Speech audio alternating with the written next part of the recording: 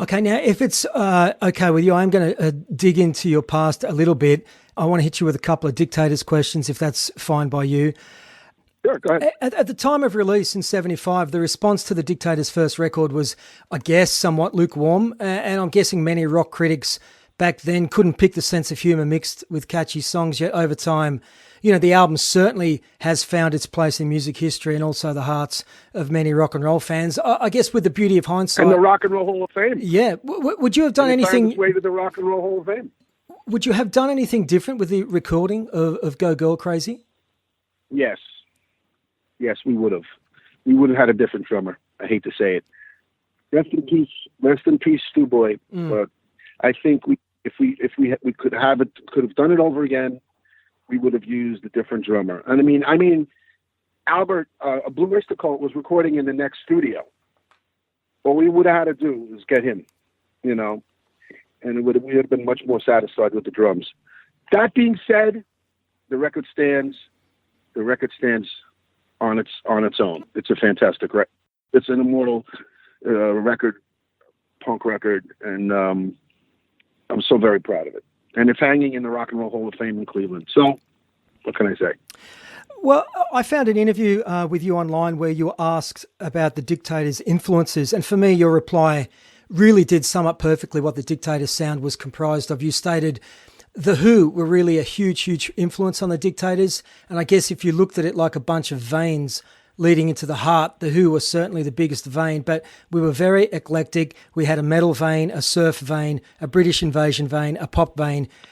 Quite an accurate summary, I thought. Exactly. You're right on that. It's 100% correct. Yeah, sure. We were just products of all the music that we grew up on. I mean, surf music, Chet Atkins, Les Paul, the Beatles, the Who, Pete Townsend, and the Stooges came before us.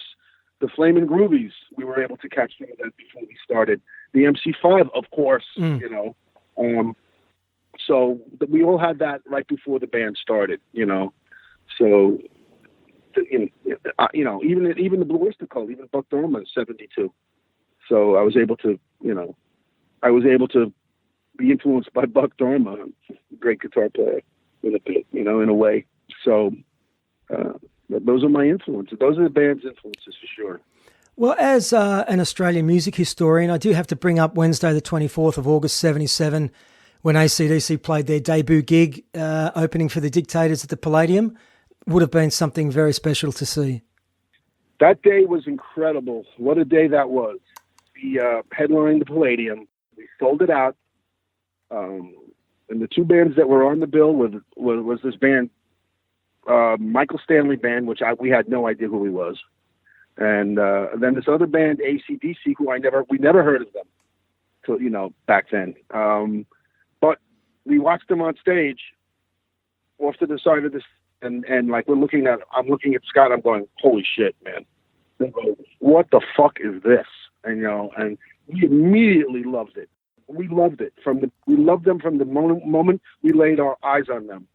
And then they pack up. It was so great. They pack up and they go to CBGB's to play a second show.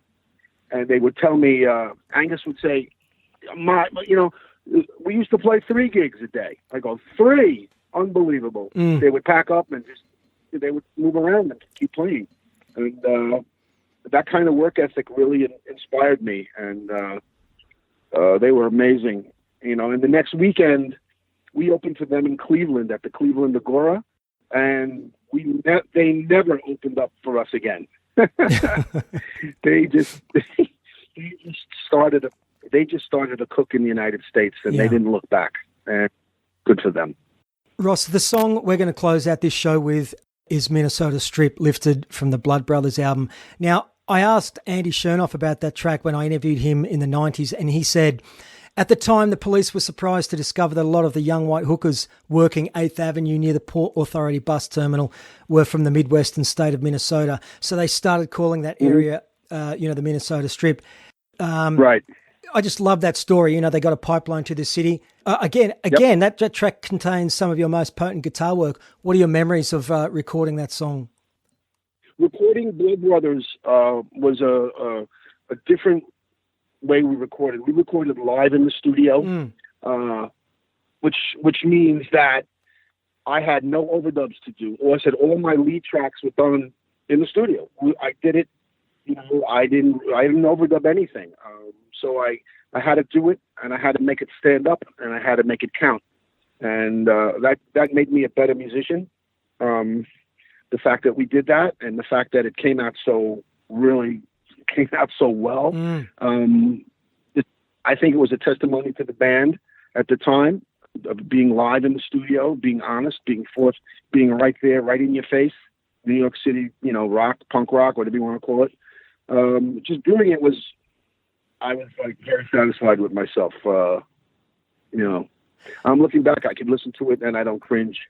Hearing myself, And might I mention that, in terms of iconic cover art, it doesn't get mentioned, but I think the cover art for Blood Brothers has always been damn cool. Tough punks on the mean streets of New York City. I've always loved that. Well, that's in the schoolyard. We were in a schoolyard. Right. And, so we just wanted to get that taste of New York schoolyards, which are all over. Okay, look, I saw you with the Dictators in Sydney back in 2002. From memory, that was your first visit here. It makes me want to ask how close the Dictators and, I guess, Manowar came to touring Australia back in the 70s or 80s. There was never talk of going to Australia back then. And there was always talk with Manowar to go to Australia, of course. I mean, that's a dream for New York musicians, of course. But we just never managed to get there, and they still haven't managed to get there. So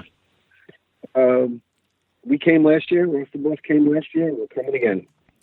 Look, let me hit you with a tough one, if you don't mind. What did you take away from your time and experience gained in the Dictators, which you used in Manowar? I guess I'm meaning lessons learnt. Well, I mean, business-wise, about contracts, not signing contracts so fast, not being so gullible, not being so fast to jump, in on a situation. Stay back. Well, take some time out. Look what you're doing. Think about it. I was more experienced. By the time I formed Manowar, I had 4 records, 4 major label releases, 3 with the Dictators. So it wasn't my first time around the block when we signed with my friend at EMI. So I was much more experienced. I wasn't as nervous. I wasn't as stressed out as I was when I started about pleasing everybody, about the audience reaction to things, and the ups and the downs and the psychological little head games.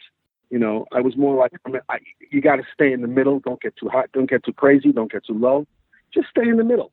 Just be right in the middle there. Go right through. And that's the way I am there. Nothing bothers me now. I know I couldn't give a rat's ass about anything.